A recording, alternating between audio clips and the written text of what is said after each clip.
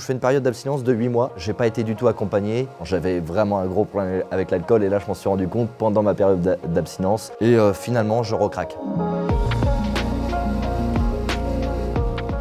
Salut, moi c'est Robin, j'ai 26 ans et je suis un malade alcoolique et abstinent depuis 1 an.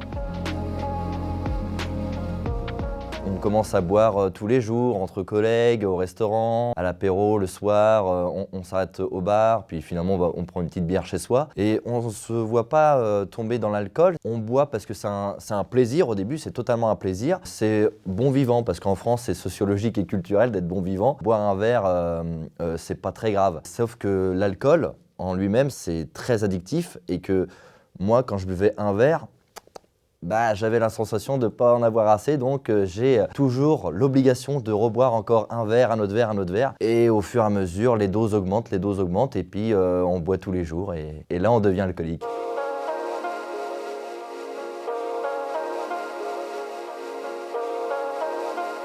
Un dimanche soir, je prends l'apéro avec mon ex. Elle sert un iced tea, je prends un whisky, mais je m'étais déjà cuité la veille et toute la semaine. Et puis elle me dit « Robin, tu vas pas reboire un autre verre, ça suffit, t'as déjà assez bu ». Moi, je l'écoute parce que je veux pas me prendre la tête. Finalement, elle va dans la salle de bain et je sais que j'ai 5 minutes. Et là, j'enquille whisky sur whisky. J'en dois en prendre 10 en l'espace de 5 minutes. Je suis complètement alcoolisé quand elle sort de la salle de bain. Là, il y a une grosse dispute et je m'en vais dormir sur un banc public. Donc là, le lendemain matin, on se rend compte que là, on a bu pour la dose et pas pour la festivité ou pour amateurisme du whisky. C'est juste parce que j'avais envie de boire. Et le lendemain, j'ai eu très très honte de moi-même de finir sur un banc public.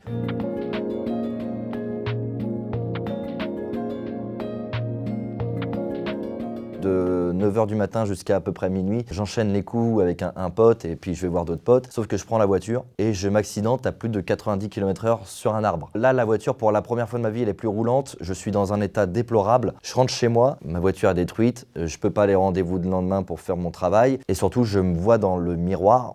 Et il faut savoir que là, je fais 75 kg. À l'époque, je faisais 115 kg. J'étais bouffi. J'avais les yeux rouges, j'avais les cheveux gras. J'étais magnifique.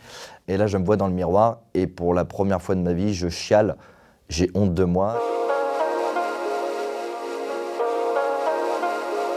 Donc je fais une période d'abstinence de 8 mois. J'ai pas été du tout accompagné. Là, ça a été des nuits de torture, c'est-à-dire des insomnies, des sueurs, des tremblements. J'avais vraiment un gros problème avec l'alcool et là, je m'en suis rendu compte pendant ma période d'abstinence. Et finalement, je recraque.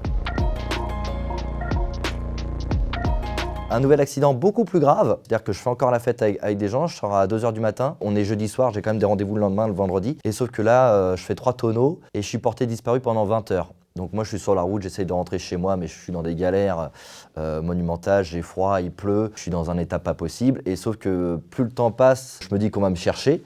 J'avais pas de téléphone, j'étais tout seul. Et je rentre chez moi et sauf que policiers, hélicoptères, chiens, toute la famille qui s'inquiète. Et là, dans leurs yeux, ils ont cru que j'étais mort. Je suis très étonné de m'en sortir vivant, de ne pas avoir causé de soucis à des gens, de jamais avoir perdu le permis. Et je me dis, j'ai une chance monumentale, Robin, sauf que la chance, elle va tourner un de ces 4 et que ça serait bien que tu mettes toutes les chances de ton côté pour t'en sortir. J'ai été voir les alcooliques anonymes, ça aide beaucoup pour savoir de quoi sont atteints les alcooliques. J'ai ressenti une bienveillance, une humanité, une écoute. Il y a plein de gens qui pensent ne pas avoir de problème d'alcool la première fois qu'ils y vont et finalement ils y retournent parce que petit à petit, ça devient des vrais amis, des vraies connaissances. Et parler de ce problème et d'autres choses avec d'autres personnes qui ont le même problème que nous, ça fait extrêmement du bien. Et je conseille à tout le monde, même si vous pensez que vous n'avez pas forcément un gros problème avec l'alcool, allez-y au moins une fois pour voir. C'est des gens comme vous et moi. Il y a autant d'hommes que de femmes et ça permet d'échanger et d'évoluer. Ensuite, j'ai été voir aussi un psychologue. Ça permet d'être beaucoup mieux dans sa tête et de trouver des solutions internes à soi, pourquoi je bois, à quel moment je bois, qu'est-ce qui me fait craquer, qu'est-ce qui me fait me sentir dans cet état. Et la troisième option, c'était l'hypnothérapeute. J'ai un gros problème avec la boisson qui s'appelle le whisky. Apparemment, si un jour je regoute du whisky, je serais dégoûté. Alors je vais pas faire le test, mais apparemment c'est ça qui se passerait. J'ai mis ces 3 solutions-là et c'est surtout le 4e qui compte énormément pour moi, c'est l'entourage. J'ai beaucoup menti pendant ma période d'alcoolique où je buvais, je cachais. Je me suis fait une promesse, c'est toujours, même si j'ai un problème ou si quand ça va bien, j'en parle à mon entourage. On n'a pas besoin d'avoir des solutions apportées par l'entourage, mais surtout de l'écoute.